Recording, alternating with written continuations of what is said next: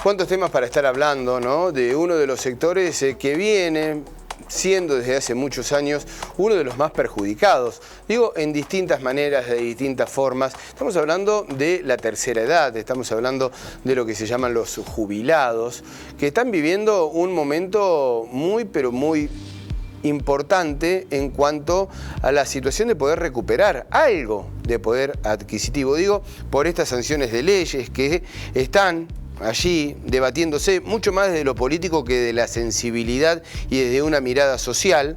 Digo mucho más desde lo político porque se viene un veto. ¿Qué es lo que puede pasar? ¿Se va a consolidar el veto? ¿Qué significaría que se vete nuevamente un aumento a los jubilados? Eugenio Semino es el defensor de la tercera edad a nivel nacional y está con nosotros. Hola Eugenio, ¿cómo va? Gracias por atendernos.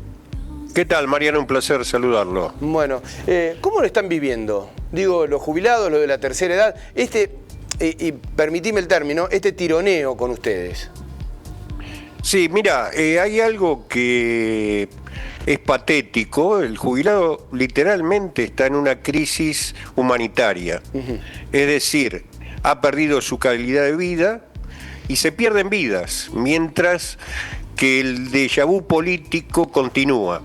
Lo señalabas correctamente al presentar tu nota. Este desastre es adjudicable y transversal a todas las administraciones. Para tomar el último periodo, el haber del jubilado viene perdiendo poder adquisitivo respecto a la inflación desde el 2013 a la fecha. Si vos tomás los actores políticos a este momento, son los que gobernaron el país durante todos estos años. Son los mismos que hoy se están matando por ver en qué número de la lista van, de tal o cual lado, y el jubilado pasa a tener un papel totalmente secundario, su libido está en otro lado. Recordemos, respecto a la sanción de la ley que se efectuó hace 2 semanas prácticamente. En el Senado, sí. Bueno, el presidente anunció el veto, cosa que no nos sorprende, porque estamos en un déjà vu exactamente igual, siempre ocurre en Argentina, de lo que pasó hace un año. Hace un año se sancionó exactamente lo mismo.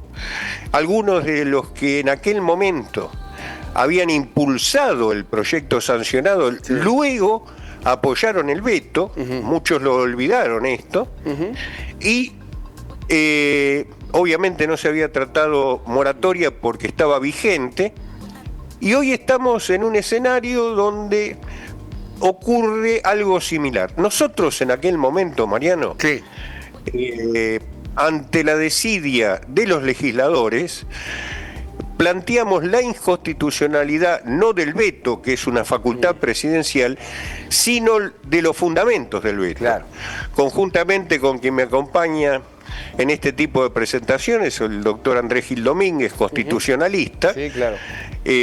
Bueno, hemos presentado en distintas jurisdicciones juicios que se están desarrollando en la justicia federal. Los legisladores ni se enteraron. Ciudad de Buenos Aires, Chaco, Bahía Blanca, Comodoro Rivadavia, están muy avanzados, pero esto se olvidó. Vuelven a votar esto, volvemos al mismo escenario. Ahora, en el durante, el haber del jubilado no solo que no ha mejorado, sino que se sigue licuando. Claro. Se sigue licuando mes a mes por algo que explico en forma muy gráfica y sencilla. Veamos qué pasó el mes de julio. En el mes de julio el reajuste fue por IPC. Todos se preguntarán, es decir, si se reajusta por inflación, ¿cómo puede ser que pierdan respecto a la inflación? Claro. Hay 6 millones de beneficios, 5 millones que son jubilados y pensionados de la mínima, y 1 millón más que son las pensiones no contributivas para personas con discapacidad y PUAM, que reciben una suma no remunerativa desde hace 3 años, un verdadero disparate, porque es discrecional. El famoso bono. Es decir, es una concesión del príncipe, ¿no?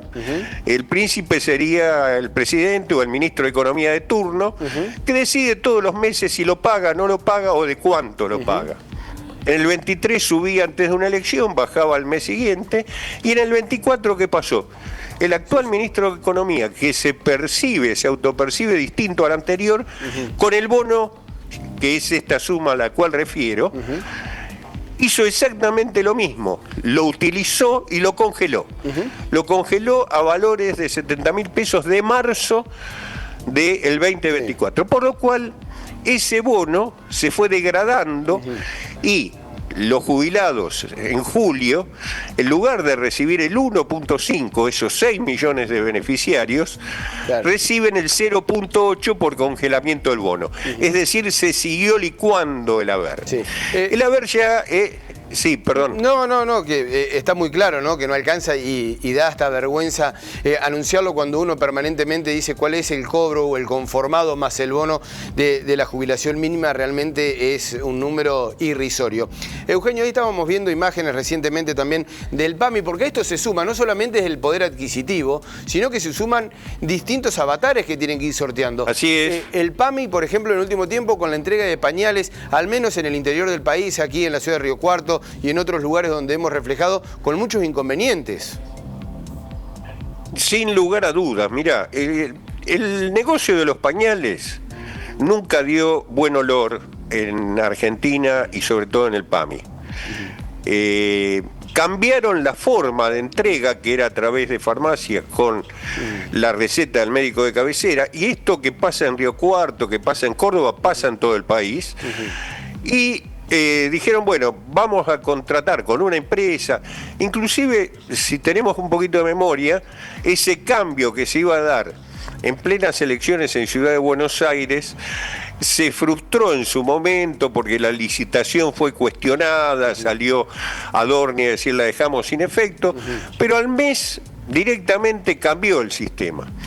Y la supuesta empresa, que no sabemos el contrato en qué condiciones está, en qué calidad tiene, no entregan en tiempo y forma, supuestamente no tienen los domicilios actualizados, un disparate. Entonces, se están entregando algunos en julio, que correspondían al mes de junio, pero se suma a este gran descontrol. Antes de este evento, los pañales que entregaba el PAMI eran malos. Ahora siguen siendo malos, pero no llegan. Y frente a esto, le tenemos que sumar, y vos decías, dificultades frente a una persona que está cobrando 379.000 pesos o a una persona con discapacidad que está cobrando la miseria de 320.000 pesos, sumas inexplicables todas. Tenés el medicamento. El medicamento, al día de hoy, sigue aumentando el doble que la inflación. Bajó la inflación, pero el medicamento nunca bajó. Entonces, y se le pone más dificultades para llegar al medicamento.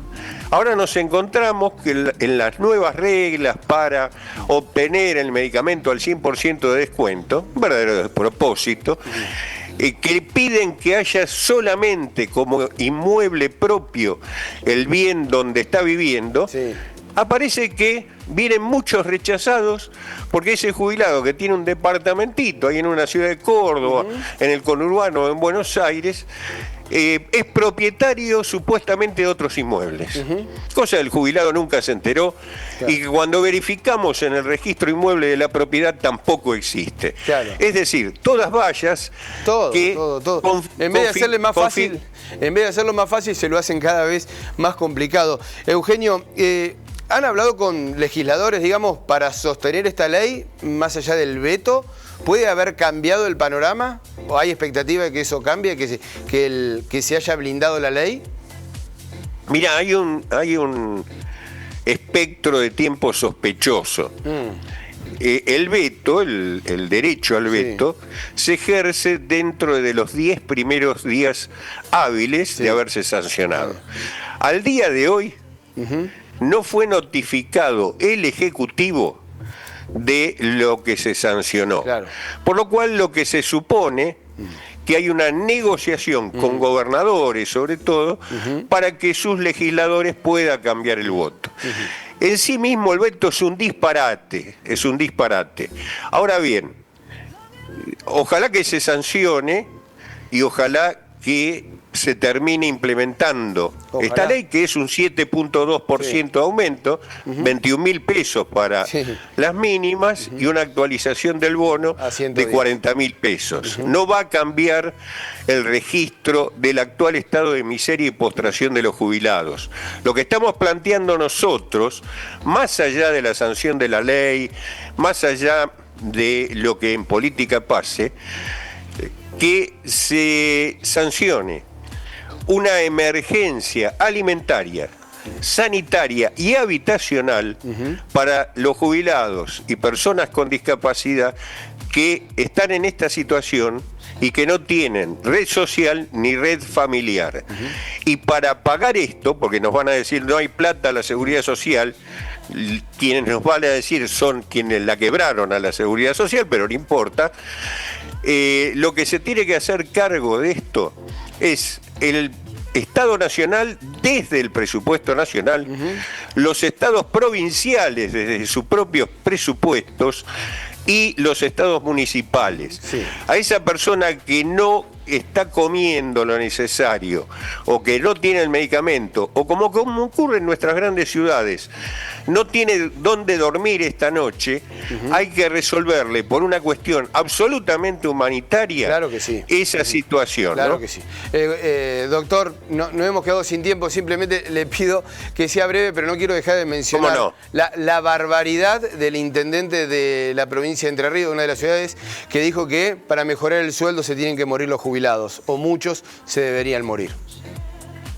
Sí, expresó, fue representativo esta persona que ha dicho un verdadero disparate, pero es representativo, desgraciadamente, de lo que piensan muchos políticos en Argentina. Es decir, habiendo menos jubilados, supone que quienes quedan es lo mejor. Así ocurrió en otras sociedades, en otras partes del mundo, cuando se empleó el racismo a tal efecto. Esto es edadismo y nos sorprende. Pero es un disparate que lo están generando y pensando muchos más de este monstruo que lo expresó públicamente, ¿no? Doctor Eugenio Semino, muchísimas gracias por el contacto, como siempre, con Telediario Federal. Gracias por la predisposición. Un fuerte abrazo, Hasta lo mejor luego. para ustedes.